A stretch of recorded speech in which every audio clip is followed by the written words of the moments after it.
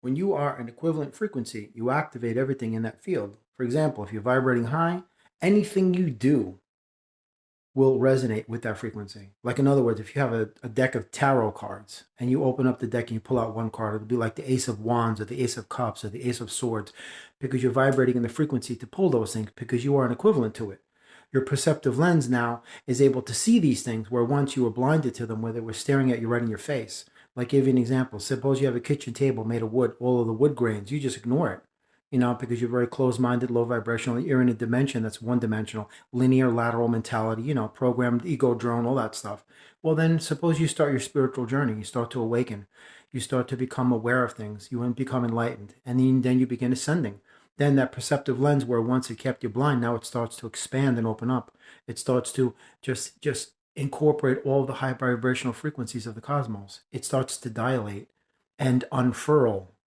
And now the grains of wood that you didn't even pay attention to, you're like, oh my God, I see faces in them and shapes. And that's because now you're vibrating as an equivalent to that vibrational field of energy that it's always been there. And now you're an equivalent. So you are an element of that energy, that field of energy. And it's showing you what was always there. It's just that before you weren't vibrating as an equivalent. You were very low. So if you are at the ground level, you can't see what's on the roof of a 100-story building, obviously, right? It's all common sense. It's the same thing. The higher you vibrate, the more you are in frequency with something, the more you're an equivalent to something, some field of energy. Anytime during your day, you're always an equivalent to something.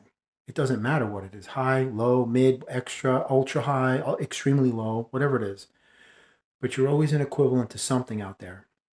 And something is always an equivalent to you. So if you're in a really great mood, high vibrational, really cheerful, positive, optimistic, enthusiastic, happy, bright, all that loving stuff, then you're going to see things just ping off. Boom, boom, boom, boom, boom. And things just flow like that. See, you understand something about time. Time is an illusion. There's no beginning of time, and you can't travel through time because it's an illusion. But you'll notice, listen to the old saying, time flies when you're having fun. Because when you're having fun, you're in a high vibrational state of happiness.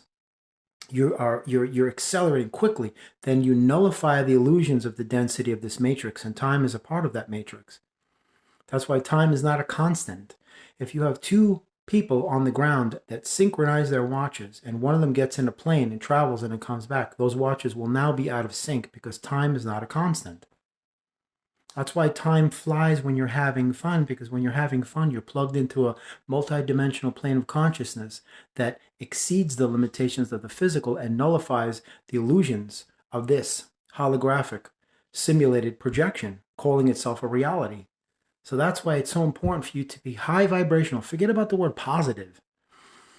Be high vibrational. Then you are an equivalent to receiving things high vibrational, and your dreams are high vibrational.